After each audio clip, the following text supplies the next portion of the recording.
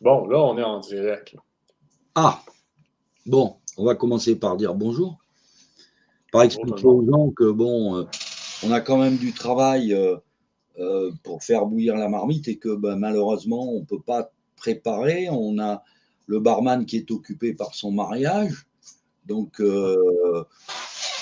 écoutez, on va tous prier pour qu'Anthony ait un mariage heureux et avec une grande descendance, puisqu'il paraît que dans l'Ancien Testament, c'était une bénédiction d'avoir des enfants, et que dans le monde où on vit, y a des gens qui sont, pour ceux qui ne sont pas dans la même direction, qui pensent qu'il faut mettre l'avortement dans la Constitution, bataille qui a été perdue il y a longtemps. Donc, la guerre, l'économie. Donc, Pierre, qu'est-ce que tu penses? On envoie une petite introduction? Ouais, une petite introduction qui donne le ton de ce qui se passe présentement du côté de la gare. Disons qu'on peut dire simplement que la situation est tellement claire et affligeante aujourd'hui que, on va reparler du chef d'orchestre, tu vas encore te faire des amis. Le chef d'orchestre que je vois partout. Et que les autres ne voient nulle part. Voilà. Voilà. Donc, allez, envoie-nous un peu de joyeuseté. Le Micron Ier qui se prend pour Napoléon. Ouais. Il est au bout de la table. Là. Ouais, il est au bout de la table, mais je crois qu'il a oublié qu'il ne sait pas nager et que le passage de la Bérésina en hiver est assez frisqué quand même. Hein. Je ne le vois pas trop passer à la nage ou sur son cheval, celui-là. Mais je le vois bien nous y envoyer. Ça devient de plus en plus clair. Alors, suppléant on barbe, l'envoie. un petit coup de Macron. Ouais. Cette confiance, elle s'inscrit dans un contexte inédit. Et je pense que nous devons tous, à cette occasion et dans les temps qui viennent, en tirer les conséquences. Celle aussi d'une entrée dans une économie de guerre, dans laquelle, je le crois, nous allons durablement devoir nous organiser. Durablement, c'est-à-dire aussi une économie dans laquelle il faudra aller plus vite, réfléchir différemment sur les rythmes, les montées en charge, les marges, pour pouvoir reconstituer plus rapidement ce qui est indispensable pour nos forces armées, pour nos alliés ou pour celles et ceux que nous voulons aider. Une économie, au fond, dans laquelle on ne peut plus vivre au rythme et avec la grammaire d'il y a même un an. Le groupe des 7 grandes puissances partage un même attachement de l'ordre multilatéral démocratique. Et de manière très claire, ce qui ressort de nos discussions, nos conclusions, c'est que ça n'est pas l'Ouest qui s'oppose au reste du monde, mais bien le camp de la paix contre celui de la guerre. Either you are with us or you are with the terrorists. La Russie ne peut ni ne doit gagner. Et donc, notre soutien à l'Ukraine et nos sanctions contre la Russie se maintiendront aussi longtemps que nécessaire et avec l'intensité nécessaire durant les prochaines semaines et les prochains mois.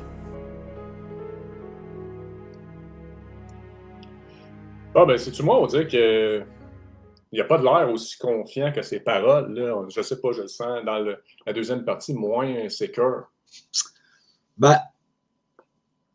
Reste à savoir que vous se posez une question simple. Pour qui on fait cette guerre, déjà? Il faut commencer comme ça. Pourquoi on fait cette guerre? Et quel prix on va payer? Alors le prix, Macron, il a commencé par le prix. C'est-à-dire qu'aujourd'hui, en France, je pense qu'on devrait être en gilet fluo orange. Non, petit à petit.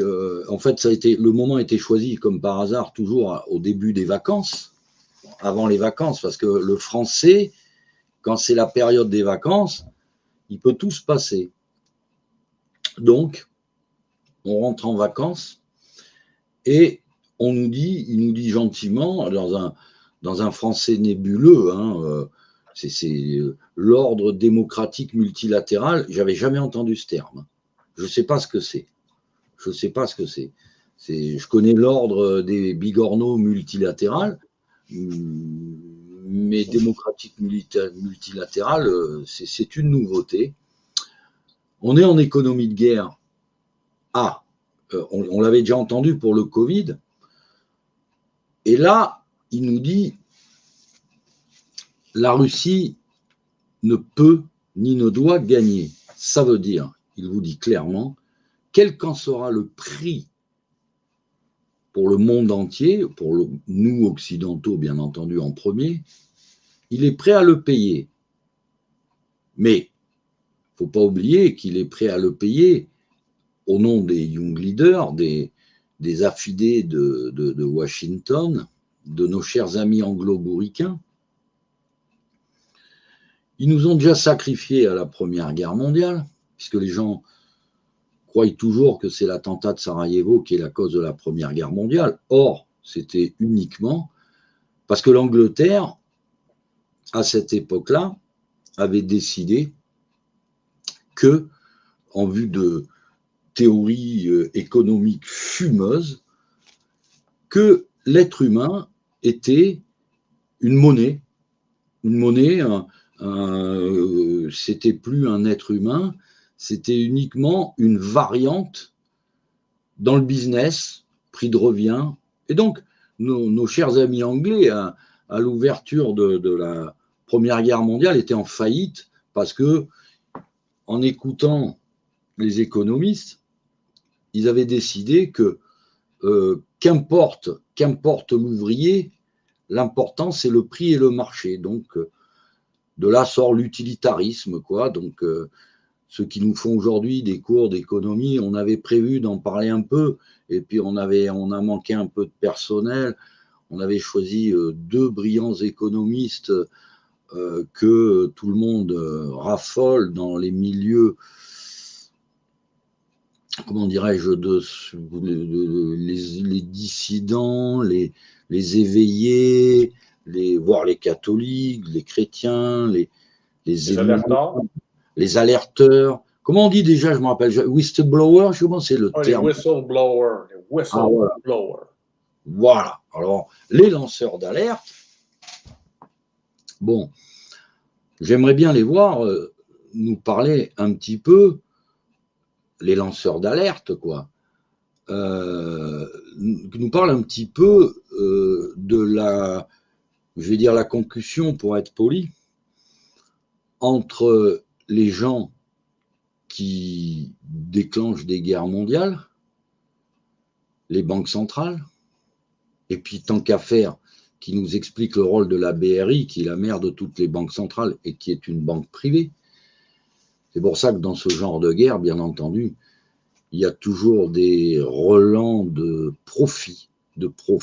Alors, on commence toujours par le groupe militaro-industriel dont on sait la puissance aux États-Unis, et puis après vient la suite, ceux qui viennent reconstruire, comme ça s'est passé dans tous les pays visés par la croisade démocratique. La liste n'est plus à faire, on ne fera pas l'offense de la refaire pour ceux qui la connaissent si bien.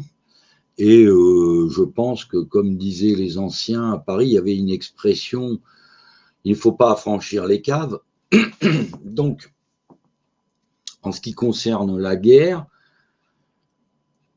les dés sont jetés, voilà ce que nous dit Macron. Les dés sont jetés. On définit simplement le truc, il y aura un gagnant, un perdant, c'est toujours comme ça dans une guerre.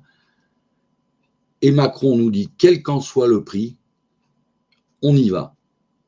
On avait dit la même chose en 1914, mais le prétexte était plus subtil, c'était un attentat avec des renversements d'alliances habituels de nos chers amis anglais qui avaient signé un traité très discret qui a fait qu'on s'est retrouvé dans une guerre pour empêcher l'Allemagne de devenir une puissance économique et particulièrement pour ne pas mener à bien son projet ferroviaire Berlin-Bagdad. Voilà. Donc, je le rappellerai 1000 fois, si vous avez les moyens,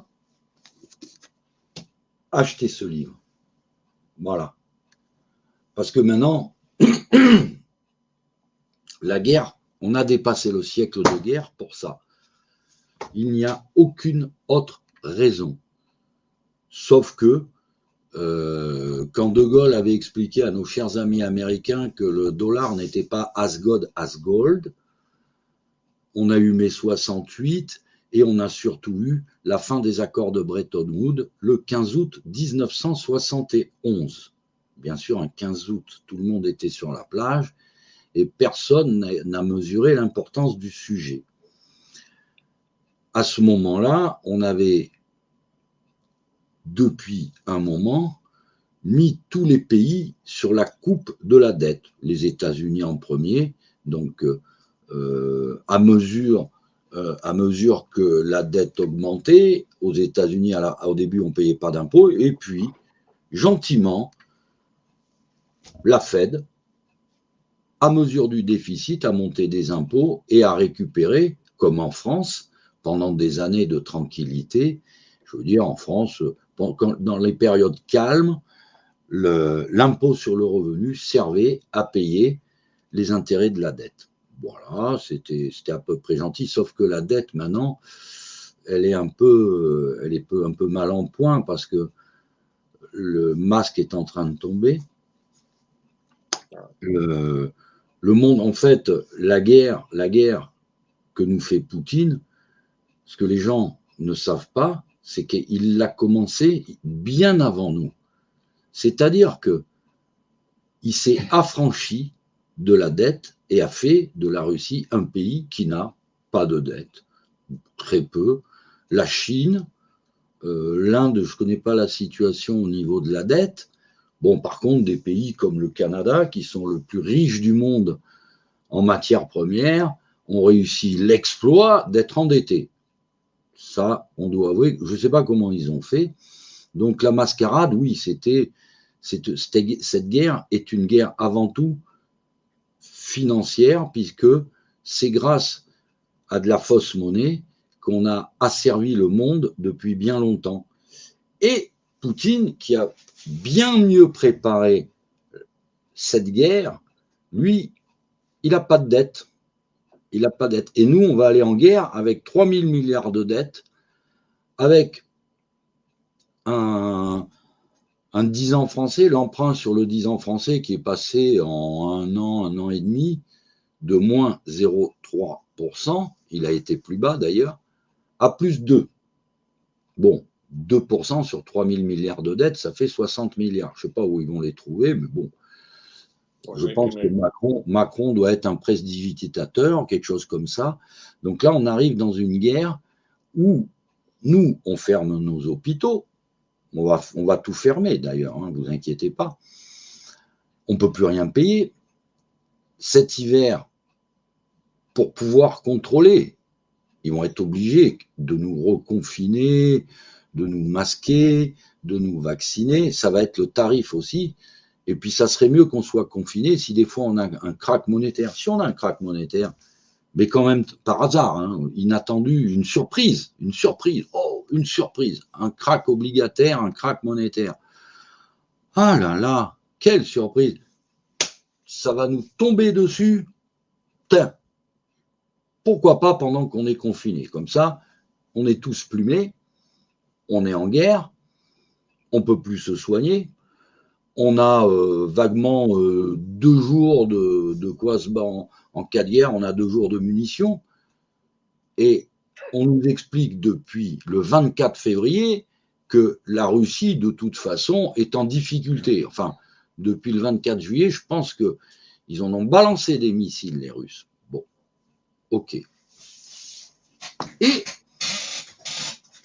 Macron et les Européens, comme des imbéciles, ont oublié que à la Première Guerre mondiale, on a servi de chair à canon aux intérêts anglo-bourricains. Qu'en 39-45, la finance française qu'on appelait la synarchie avait voté Hitler. Wall Street avait voté Hitler, l'Angleterre encore mieux, puisque c'était Sir Henry Deterding qui était à la tête de British Petroleum et qui gérait les intérêts privés de la famille royale d'Angleterre et de Hollande, la reine Wilhelmine, donc avait financé la sortie de prison d'Hitler, avait financé le parti nazi, à tel point que des hauts dignitaires nazis, puisque Deterding est mort avant l'entrée en la déclaration de guerre, étaient venus poser une couronne à leur cher ami Sir John Henry Deterding. Les gens oublieront également qu'il y a certainement eu des traités secrets qui, comme à l'habitude, n'ont pas été respectés par les Anglais. Macron devrait faire un petit cours, devrait prendre des petits cours d'histoire et nous expliquer pourquoi un si haut dignitaire allemand comme Rudolf Hess a pris un avion, a atterri en Angleterre et a dit je dois parler à Winston Churchill. C'est un phénomène assez peu coutumier entre deux belligérants et que le même monsieur s'est retrouvé être le plus vieux prisonnier du monde et qu'on l'a jamais laissé parler. Il devait avoir des choses très intéressantes à dire. Mais bon, imaginons que nous sommes d'horribles complotistes qui avons une mémoire historique défaillante. Admettons. Mais il n'en demeure pas moins que ce sont des hasards qui ont fait qu'on s'est retrouvé encore une fois de la chair à canon pour les anglo-bourricains. À Yalta, les Français, on n'a pas été invités. Et à Yalta, qu'est-ce qui s'est décidé? C'était juste une affaire de partage économique. À ce moment-là, on va continuer l'histoire de la fin de la Deuxième Guerre mondiale. Curieusement, on a empêché Patton, on lui a coupé le carburant, d'arriver à Berlin, et on a laissé les Russes arriver à Berlin. Je ne sais plus, je crois que c'est dans un bistrot, on en avait parlé. À ce moment-là, il y a une pièce archéologique un peu curieuse qui est retournée en Russie sous le tombeau de Lénine, cité dans l'Apocalypse, qui s'appelait le trône de Satan. Pourquoi on vous dit ça? Parce que toutes les forces démocratiques multilatérales sont très occupées en ce moment à nous vendre. On ne sait pas pourquoi, d'un coup, ils ont déclenché une hystérie. C'est des spécialistes, il y a eu l'hystérie Covid, il y a plein d'hystéries. Voilà. Pour sauver l'humanité grâce à l'avortement, grâce à également l'euthanasie, et puis surtout, parce que le pape François, on va quand même dire qu'il est un petit peu dans le championnat quand même. Il fait partie de l'équipe. Il fait partie de l'équipe. Ouais, c'est l'équipe, quoi. Alors, dans toutes ces guerres, dans toutes ces mascarades, le piège, c'est de prendre un camp. C'est de prendre un camp parce que ce sont déjà des batailles perdues. Par contre, ça permet de débusquer les mal-pensants. Style, ils nous ont joué la comédie à l'épuration. En France, à l'épuration, c'est débarrasser des collaborateurs. Bon, admettons. Quelques milliers de morts. Combien de milliers de morts déjà? Les chiffres sont très diffus, mais on peut dire que au minimum, l'épuration, c'est 20 000, 30 000 morts, quoi. Au minimum. Alors, selon les camps, les avis, les révisionnistes, c'est plus, c'est beaucoup moins, qu'importe. La question n'est pas de savoir, par exemple, comme tous les imbéciles qui tombent dans le piège, par exemple, du révisionnisme, la question n'est pas de savoir combien de morts, c'est comme il n'est pas, aujourd'hui, nous servent le nombre de cas contacts, de malades, d'hospitalisation, etc. Ça, c'est le piège, c'est le piège habituel. De toute façon, un mort dans un camp de concentration par Hitler, c'est un mort de trop. Mais par contre, je suis étonné qu'à Nuremberg, on n'ait pas appelé quelqu'un qui a joué un rôle très important après la guerre, qui s'appelle Rockefeller, et qui avait quand même mis en place la standard IG avec IG Farben. Il a été condamné, je crois, à 50 000 $ de dommages et intérêts. Je suis étonné que certaines forces politiques d'influence n'aient pas réclamé plus, puisque les Allemands, eux, on leur a demandé le maximum. D'ailleurs, c'est les conditions de réparation de guerre qu'on a imposées et qui étaient intenables aux Allemands qui ont provoqué l'ascension d'Hitler. Alors, l'arme économique, eh ben, ça a provoqué le krach de Weimar. Une brouette de bouillie, une tablette de chocolat. On change pas, on va vous faire. Vous avez eu Rambo 1, Première Guerre mondiale, Rambo 2, Deuxième Guerre mondiale. Ça sent un peu le blockbuster, cette histoire. Moi. Donc, moi, je ne vais pas au cinéma, je ne regarde pas la télé, je ne peux pas, mais je trouve quand même que les scénarios se ressemblent, étrangement. Les protagonistes sont curieusement les mêmes. Ceux qui sont dans le camp du mal sont toujours désignés à l'avance par ceux dont on sait déjà qu'ils sont dans les camps des futurs vainqueurs. Je vous rappellerai toujours que le docteur Gérard Ancos, alias Papus, avait déjà écrit tout ce qui allait se passer à la Première Guerre mondiale, avant même l'attentat de Sarajevo. Et à la fin, il terminait, on va faire les États-Unis d'Europe.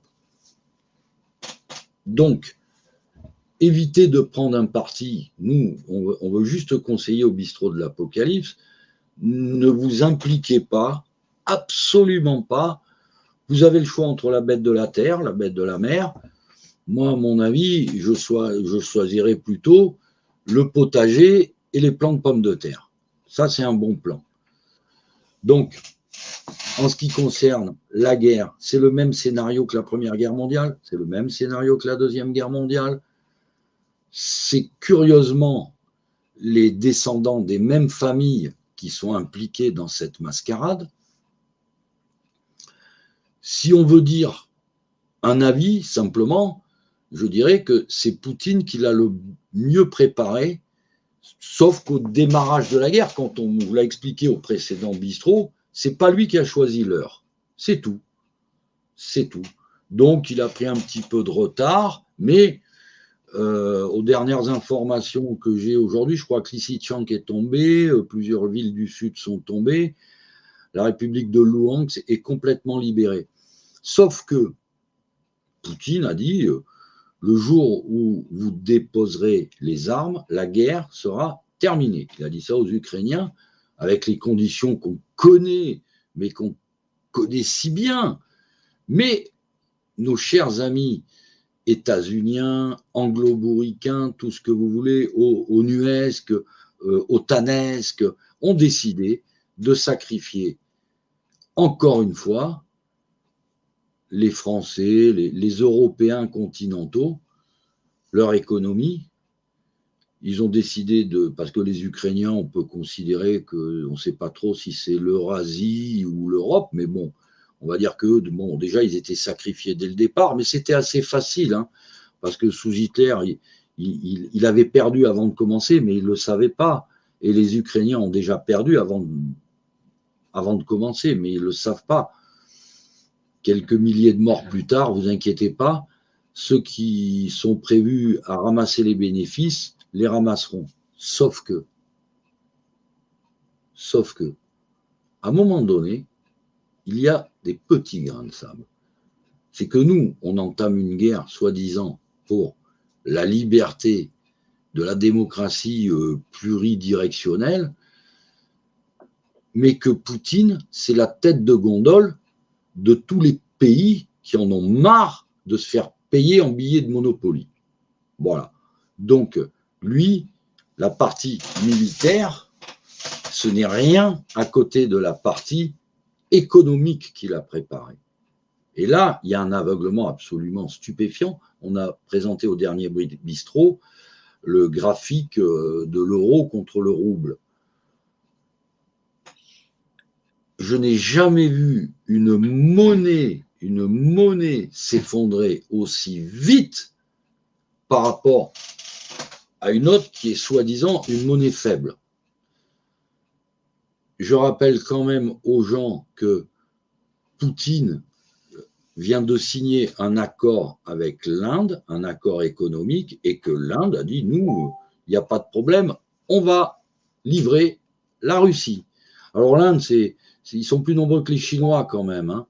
Les Chinois, on sait très bien qu'ils attendent tranquillement d'avoir dépensé leurs 3 000 milliards de dollars, parce que de toute façon, ils vont se les faire piquer. Alors, écoutez toutes les balivernes que vous pouvez entendre sur les victoires ukrainiennes ou du côté russe, ou qu'importe, c'est avant tout une guerre des gens qui ne veulent plus donner ce qu'ils possèdent contre de la fausse monnaie. Voilà le départ de la guerre, et elle a été préparée en amont par Poutine, qui, malgré tous l'effondrement du mur de Berlin, l'effondrement de l'URSS, l'effondrement de l'économie, les oligarques, etc., dès le départ, s'est affranchi de la dette. Voilà. Nous, ce n'est pas le cas. Donc, partir à la guerre contre Poutine avec 3 000 milliards de dettes et des taux d'intérêt qui ont une remontée hallucinante. Jamais vu les taux d'intérêt monter aussi vite. Jamais sur un pays comme le nôtre. Et je n'ai jamais vu une monnaie s'effondrer aussi vite. Et je pense que maintenant, tout le monde en France tous ceux qui ont un cerveau commencent à se demander, à la limite, beaucoup ne croient pas qu'ils auront faim. Moi, je dis simplement, même s'il y a encore à manger, à vendre, vous l'achèterez avec quoi? C'est la simple question que je pose et que je pense qu'il mérite d'être posée à ceux qui se reposent tranquillement sur la puissance de Sodome et Babylone et Gomorrhe et tout ce que vous voulez. Je suis prêt à prendre les paris, là. La crise économique qui arrive cet hiver va frapper. Les gilets jaunes, ils sont allés dans la rue avec un gasoil à 1,40 €, et avec des difficultés à remplir leur frigo à partir du 15 du mois. Je suis de très près le circuit alimentaire qu'on a interne à l'Europe, comment se déplacent les aliments, comment on est ravitaillé pour tout le reste par l'économie, par la mondialisation, mais le jour, alors si l'Inde, il faut savoir que si par exemple l'Inde, d'un coup on se fâche avec eux aussi, puisqu'on fait des blocus, l'Inde quand même, je me ferai un brave souci pour tous ceux qui ont besoin de médicaments, parce que c'est eux qui nous fournissent. Et il y a des gens qui aujourd'hui ne vivent que parce qu'ils ont leur pilulier, ils ont même des semainiers, vous voyez, des petites boîtes avec les petits cachets empilés, et dans ces petits cachets qui leur permettent de survivre, combien il y en a qui viennent d'Inde? Voilà. Les gens, par exemple, un type d'inquiétude que pourraient avoir certaines personnes, un petit souci, parce qu'on fait pratiquement plus de médicaments en France, vous l'avez dû le constater pendant la crise du Covid, quoi. Il faut peut-être se poser un moment après le deuxième sujet, et quand on abordera le troisième, il faudra se poser la question, est-ce qu'on n'est pas quelque part coupable de quelques crimes? Mais le premier de tous, puisque je crois me souvenir que Satan est le père du mensonge, qu'il est homicide dès le commencement, je dirais aux gens, tous ces gens-là que vous voyez, moi je n'ai pas la télé, mais on les voit parce que bien sûr on a Internet, etc. on ne va pas passer des heures devant l'actualité télévisée, puisque maintenant, ça ne veut plus rien dire. Mais il y en a qui restent.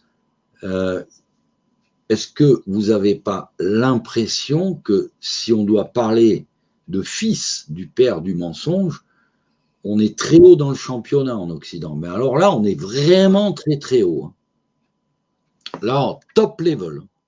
Là, c'est qu'il y ait une personne qui me dise que ce ne sont pas tous des menteurs. Et qui m'en donne un qui ne soit pas menteur, je lui dirais forcément c'est un crétin. Forcément c'est un crétin. Comment peut-on encore croire qu'on va changer quelque chose en mettant un bulletin dans une urne? Comment on peut encore croire qu'une manifestation peut changer les choses? Comment on peut croire qu'il peut y avoir une révolte? Les mecs, les gars, il faut arrêter là. Je pense que vous consommez des produits stupéfiants là pour y croire. Là, pour le coup, vraiment stupéfiants. Et comme on pourrait croire que c'est pas le diable le chef d'orchestre, on pourrait le croire. Hein? Alors, on va regarder ceux qui représentent. Oui, mais avant de regarder, tu ne voulais pas aborder le rapport Kissinger, par exemple? Ah, on peut oui, à ce moment-là, on peut le rappeler, puisque les gens ne croient pas, croient à la vertu, et on a vu beaucoup de gens nous parler aujourd'hui des droits du ventre, de je ne sais pas quoi, et qu'ils s'imaginent qu'ils ne sont pas des bigorneaux. Je vais vous rappeler que le 24 avril 1974, Kissinger a publié un mémoire d'études pour la sécurité nationale 200. Ça s'appelle le NSS M200, consacré aux implications mondiales de la croissance démographique pour la sécurité américaine et ses intérêts outre-mer. En quoi les intérêts de l'Amérique peuvent être concernés par la natalité ailleurs? C'est quand même hallucinant, hallucinant. Et ça a été diffusé à tous les secrétaires de cabinet, à tous les attachés des directeurs des personnels militaires, de même qu'à la CIA et d'autres agences. Voilà. On devrait avoir une petite méfiance. Et les Américains ont décidé que l'expansion démographique était un problème pour eux. Je signale quand même que la croissance démographique, elle a déjà commencé à baisser. L'espérance de vie, quand ils vous donneront les vrais chiffres, commence vraiment à baisser. Mais mieux que ça, c'est-à-dire qu'à cette époque-là, M. Kissinger avait décidé quel pays avait le droit d'avoir une croissance démographique ou pas, en 1974. Et les pays ciblés dans le rapport de Kissinger étaient le Brésil, le Pakistan, l'Inde, le Bangladesh, l'Égypte, le Nigeria, le Mexique, l'Indonésie, les Philippines, la Thaïlande, la Turquie, l'Éthiopie et la Colombie. Et bien moi, à la place de ces pays, je ne m'allierai pas trop avec nos chers amis américains. Hein. Et puis, comme par hasard, il y a 2 bistrots en arrière, il y avait quand même quelqu'un qui nous expliquait que simplement par manque d'énergie, l'Inde perdait 1 million d'enfants. C'était 1 million, Pierre, rappelle-moi, c'est 1 million. Environ 1 million, si ce n'est pas 2. C'est 1 million, c'est 1 million d'enfants qui mouraient parce qu'ils n'avaient pas assez d'énergie. C'est vrai que nous, on a des trottinettes électriques, donc tout va bien. Ça, c'est viril. Hein, tout va bien. Ouais,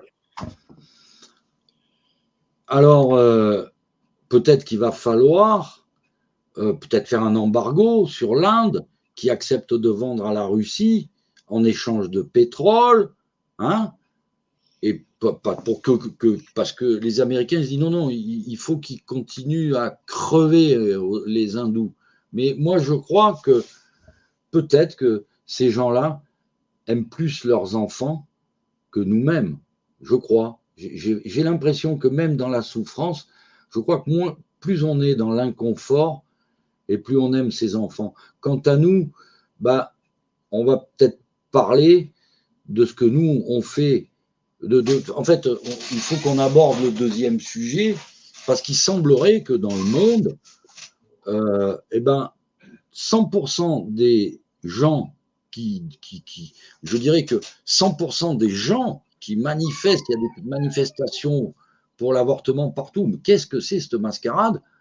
Mais 100% de ceux qui manifestent ont quand même la chance d'être nés. C'est quand même un comble que des gens qui ont eu la chance de naître aient le droit de décider qui n'a pas le droit. C'est curieux quand même. C'est une incohérence philosophique incroyable. Mais, allez Pierre, envoie.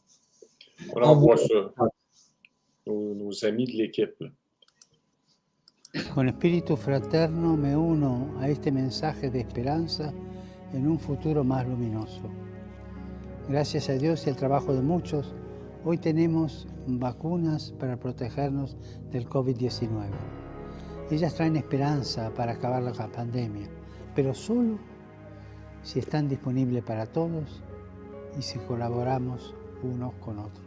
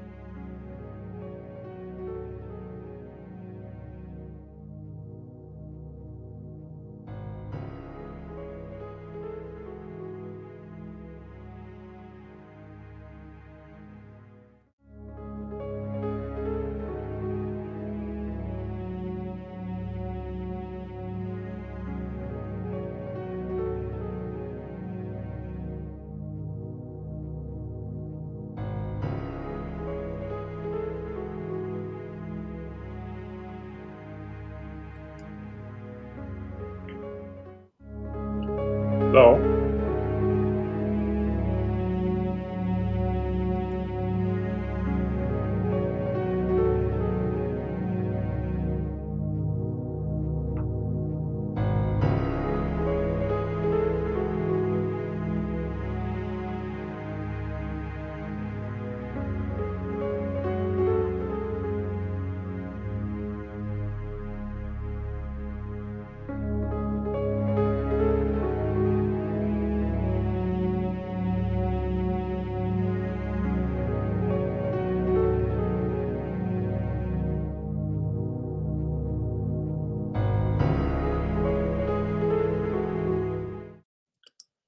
Ouais, on sent vraiment l'hôtel de leur maître. Oups, c'est un peu... De toute façon, comme je disais au début de l'intervention, bon, les Russes, donc il y a toute la question de l'autel de Pergame et du trône de Satan qu'on a évoqué antérieurement, qui devrait se trouver sous le tombeau de Lénine, mais nous, on a un drôle d'hôtel sous l'ONU, un hôtel, d'ailleurs, le Lucifer Trust, parce qu'il faut pas se tromper, Anne Bellé, le Lucis Trust, c'est, tout le monde le sait, enfin, ceux qui ont un petit peu cherché savent très bien que c'est le Lucifer Trust, et ils ont installé un petit hôtel sympathique, une petite chambre de méditation. Salle de méditation. Un centre de méditation. C'est un peu noir. C'est un peu glauque, cette affaire. Bon, on remettra pas les petites bestioles qu'ils ont mis en haut là pour la piétaille, là, les deux bêtes là, aussi également. En fait, des symboles lucifériens, je veux dire, il faut être fou pour pas les voir. C'est comme, tu sais, aussi dans les alerteurs, puis tout, c'est relié à la Lucis Trust, tu sais, le nouvel âge, puis tout, là. C'est relié à ça, là. Ah ben de toute façon. Blavatsky, Belaïlé, compagnie. De toute façon, la gnose des temps anciens s'est transformée en théosophie, une science, s'il vous plaît. Donc c'était la mue de la gnose en théosophie, et de la théosophie, on est passé au New Age. C'est un petit peu comme le système des loges, vous voyez, il y a le bac à sable, et puis après, il y a le commandant en chef qui donne ses ordres au plus haut niveau. D'ailleurs, ceux qui voudraient avoir une idée de à peu près comment ça se passe, mais je crois qu'ils peuvent retrouver l'histoire de Diana Vaughan ou Clotilde Berson. Et bon, bien entendu, c'est un faux. Hein, c'est un faux. C'est la farce de Léo Taxil, etc., qui s'est fait musulman et qui s'est barré après avoir voulu aller parler au Vatican. Bon, il s'est barré vite parce qu'il a compris que déjà, c'était sacrément faisandé le Vatican à cette époque-là. Alors, ceux qui veulent en parler, ce genre de sujet, vraiment, bon, je salue Pierrette. Tiens, Pierrette, elle doit nous écouter. Salut Pierrette. Bon, il y a des sujets, tu l'as bien compris, Pierrette, que je n'aborderai jamais en public. Je ne vais pas donner le bâton pour me faire battre. Par contre, ceux qui veulent passer un petit stage en Vendée de débigornification, on peut aller dans le vif du sujet et parler éventuellement du chef d'orchestre. Mais je pense que ce qu'on voit là, ça devrait suffire à faire comprendre aux gens que de tous les côtés, on est trahi. On est trahi. Tous les gens que vous voyez aujourd'hui, et du pape, entre guillemets, Francesco, vous avez bien compris. Hein? Berlingot. C'est pas Berlingot? Ouais, c'est un berlingot. Là, j'ose espérer qu'il n'y a plus une seule personne qui croit encore que ce mec-là, c'est le pape et qu'il est catholique. Ce n'est pas humainement possible. Je ne pense pas qu'une personne qui ait un avis intelligent sur la question du Covid n'ait pas compris qui était ce personnage. J'ose espérer. Du Covid, on ne va même pas parler et on ne va même pas se battre pour ou contre le masque ou le machin. C'est pas la peine. La messe, elle est déjà dite. C'est terminé. Je veux dire, ce ne sont que des pièges. D'ailleurs, je viens de voir récemment que Thierry Casasnovas, j'aime bien, il est sympathique, il est gentil. Il faudra qu'un jour il m'appelle, je lui expliquerai 2-3 choses. Donc Thierry Casasnovas s'est fait sniper parce qu'il s'est présenté anti-avortement. Voilà. Et tous ceux qui vont vouloir défendre le droit des enfants à naître, c'est plus le temps de s'attacher au radiateur dans les cliniques, là. C'est fini, là. Là, c'est fini. Au même titre que sur la question Covid et vaccin, la messe est dite, c'est terminé. Si vous levez la tête, c'est juste pour qu'ils vous voient et qu'ils vous snipent. Voilà. Alors, je conseille à ceux qui nous suivent un texte, je crois qu'on l'a mis dans le bistrot de l'Apocalypse, c'est la défense contre les gentils de Tertullien. Oui, il est là dedans. Il est devant moi d'ailleurs. Voilà. Qui est l'attitude qu'avaient eue les chrétiens quand ils étaient, au temps des martyrs, sous le joug des empereurs romains. Si à ceux-là, on leur avait demandé de choisir entre Néron ou Caligula, les gars, ils vous auraient regardé, mais comme des bigorneaux sur deux pattes. Ils seraient dit, c'est pas possible, ils ne sont pas humains, ils n'ont pas de cerveau, ces gens-là. Comment vous pouvez être pour Néron ou Caligula? Donc, l'attitude de ceux qui se prétendent chrétiens devrait à minima être appuyée sur des éléments historiques de ce qu'a été l'attitude des vrais chrétiens, ceux qui ont des témoins, des martyrs. Les martyrs sont des témoins quelle a été leur attitude dans une situation qui était équivalente, mais en moins pire. Mais en bien moins pire.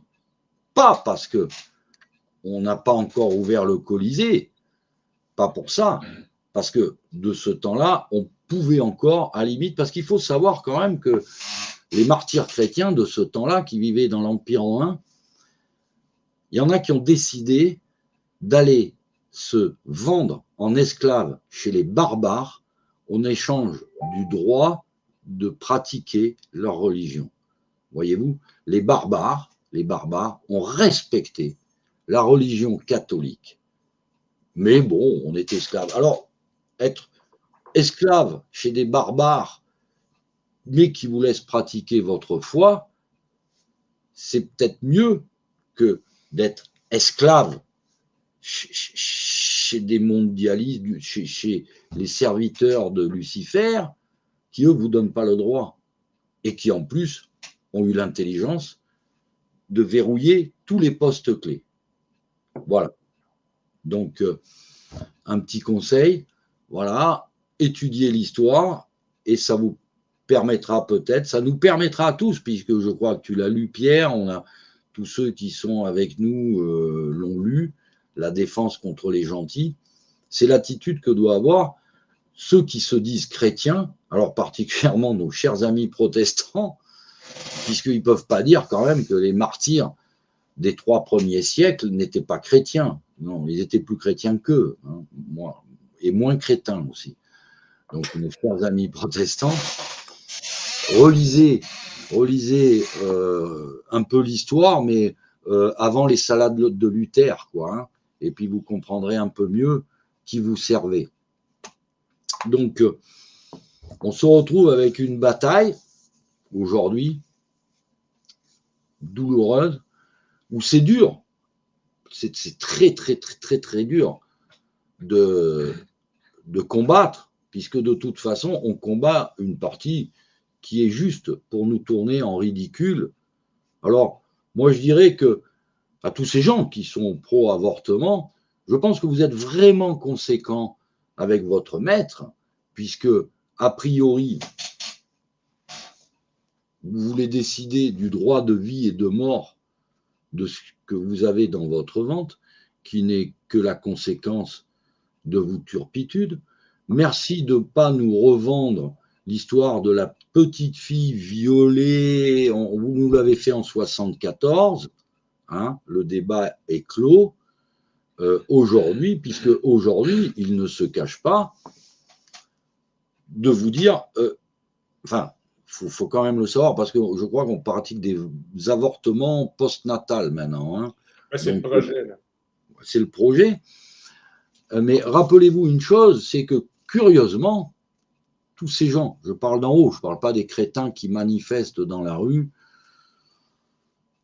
des crétins utiles, qu'eux, par contre, font un bon business avec ces enfants morts, puisqu'ils s'en servent pour faire des vaccins, puisqu'ils s'en servent pour faire des produits cosmétiques, puisqu'ils s'en servent pour faire des crèmes anti-âge que seuls les riches peuvent se payer, n'est-ce pas? Et puis, sommet du sommet, rappelez-vous quand même que vos idoles, allez, je vous en cite une au hasard, Keith Richards, ils se mettent tellement de saloperies dans les veines que une fois par an, ils vont se faire injecter du sang d'enfants qui auraient dû naître pour remplacer leur sang pourri.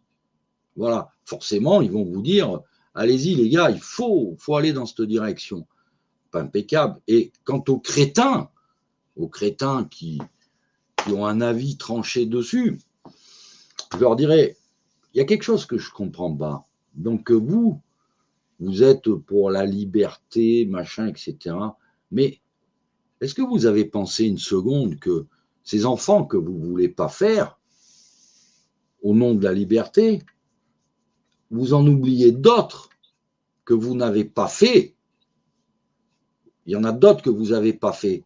Et ça ne vous gêne pas? Je n'ai pas vu de manifestation, là. Je suis époustouflé, quoi. Hein? Allez, vous ne la voyez pas, la souffrance des enfants que vous tuez dans le ventre de leur mère. Vous ne la voyez pas. Eh bien, moi, je vais vous montrer la souffrance des enfants qui vous servent d'esclaves. Hein, c'est mignon, vos petites voitures Tesla électriques. Hein, avec, vous savez quoi, les belles couleurs nacrées, là. Vous savez avec quoi on fait ça? Hein, vous ne savez pas comment on fait les couleurs nacrées et puis les petites paillettes, tous ces petits machins qui brillent, ces maquillages qui brillent, etc. Au carnaval de Rio ou dans les soirées sans nom, les nocturnes des bacchanales de la Côte d'Azur et autres lieux de loisirs d'été, eh bien, vous savez, c'est joli, ça brille, hein, ça vous gêne pas? Eh bien, je vais vous montrer qui c'est qui la ramasse. Et puis vos petites trottinettes électriques, ah, vous êtes pour sauver la planète. Et le prix, vous n'avez pas honte du prix? Vous n'en avez pas honte du prix? Non, ça, cela, ils ne vous gênent pas. Vous manifesterez pas pour cela. Non, non, vous manifesterez pas pour cela. Non, non, non, non, non. Vous voulez même pas voir leur souffrance. Hein? Où est-ce qu'elle est, la manifestation? Vous savez combien il y a d'enfants esclaves dans le monde pour vous servir? Vous ne savez pas combien il y a d'enfants esclaves pour vous servir. Vous ne le savez pas, vous ne voulez pas le voir. Ouais. Mais vous inquiétez pas, Dieu, il le voit. Dieu, il le voit. Et le temps n'est pas très loin où les gens vont comprendre ce que veut dire le mot châtiment. On parlera de ce sujet-là après les vacances, quand tout le monde sera bien décontracté et quand on va se prendre une avoinée à la rentrée par tous ces gens que vous servez si bien, vos maîtres, qui eux-mêmes servent le chef d'orchestre. Alors, maestro, offre à nos amis en trottinette électrique et autres, parce qu'on n'en a pas beaucoup. Hein. On y va.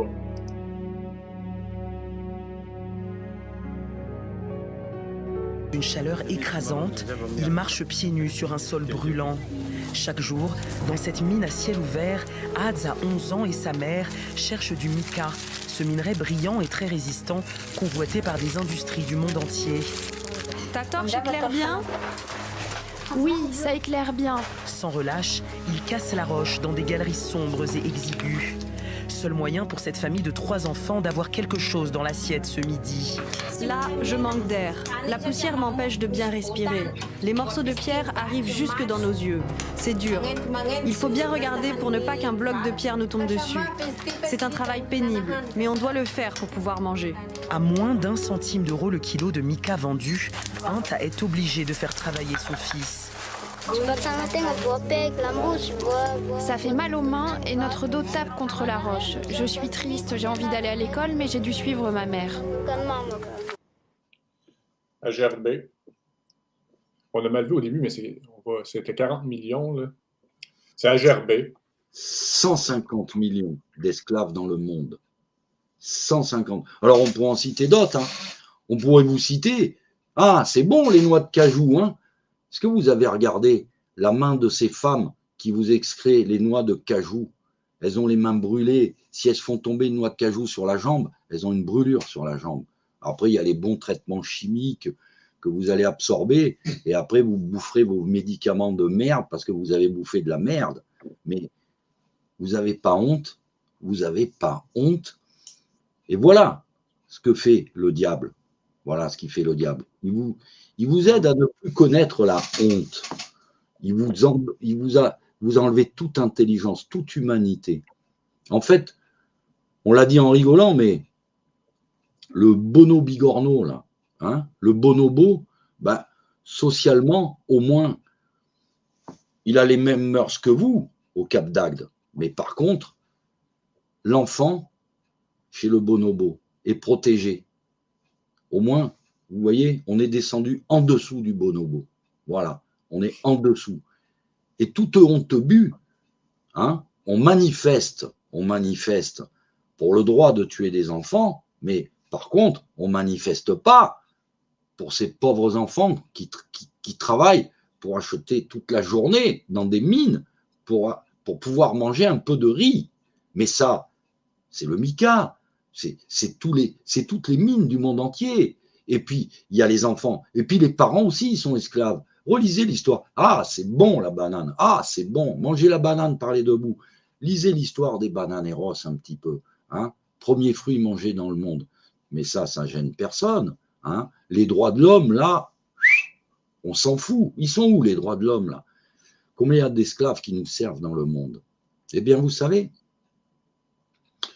peut-être que Poutine, je pense, c'est le fléau de Dieu.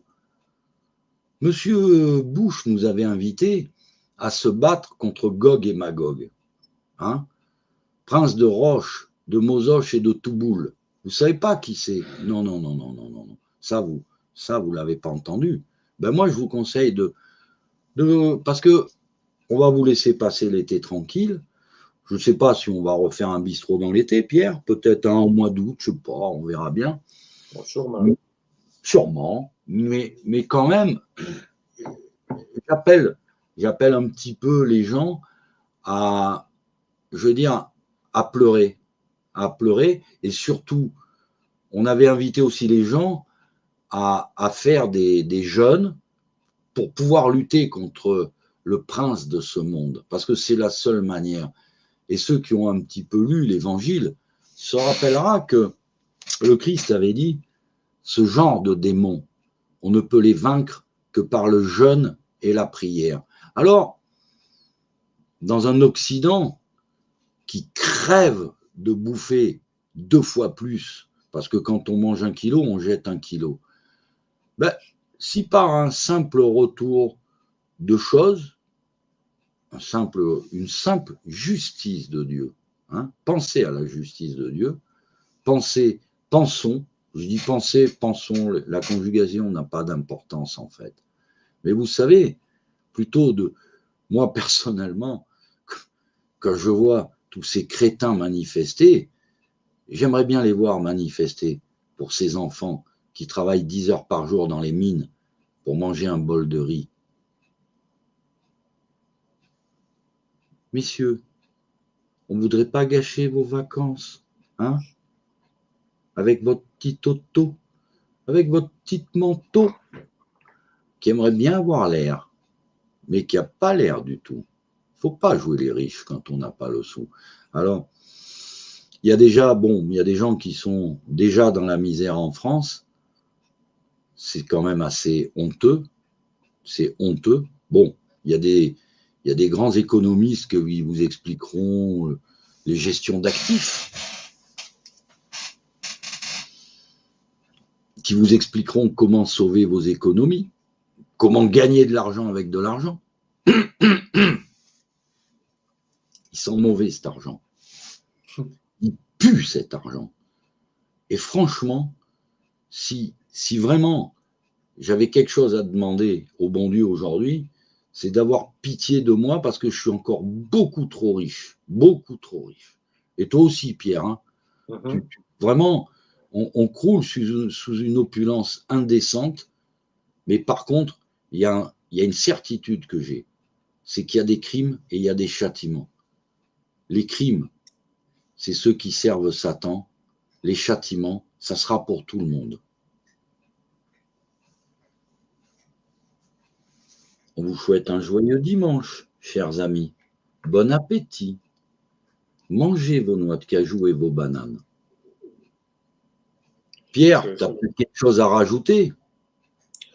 Oui, ben, j'ajouterais uniquement d'arrêter de pointer les autres puis de regarder ces péchés qui causent tout ce qui se passe. Voilà. Hein? Arrêtez de suivre n'importe quoi et occupez-vous simplement. On vous avait invité à jeûner pour aider Saint Michel Archange, parce qu'il n'y a que lui qui peut vaincre le démon, il l'a déjà fait. Voilà. Alors, si des fois, vous ne savez pas pourquoi il faut jeûner, oh si, vous savez, c'est pour retrouver la ligne. Vous savez également que jeûner permet de retrouver l'esprit, mais jeûner, ça peut vous servir aussi à vous entraîner. Si vous êtes survivaliste, vous verrez que le jour où vous mettrez le sac à dos, s'il y a 3 jours que vous n'avez pas mangé, hein Pierre? Pas 3 jours, je dirais 1 journée. Moi. Si tu travailles très physiquement, tu peux confirmer qu'une journée, c'est déjà très pénible. 3 jours. Et après, vous nous expliquerez comment vous sortirez de Babylone avec votre sac à dos. Alors, si des fois, vous voulez vous entraîner également à jeûner pour survivre à ce qui arrive, hein, bah, même si vous n'y croyez pas, offrez-le à l'archange. Offrez-le à l'archange, parce que la bataille qui nous arrive maintenant, c'est le chef d'orchestre qui va arriver à la tête de ses troupes. Ces affidés vous l'ont montré partout, vous n'y avez pas cru. Bougez pas, il arrive. Bougez pas, il arrive. Et Dieu, pour l'instant, il ne va pas bouger. Il ne va pas bouger. L'homme châtiera l'homme et Dieu comptera les siens.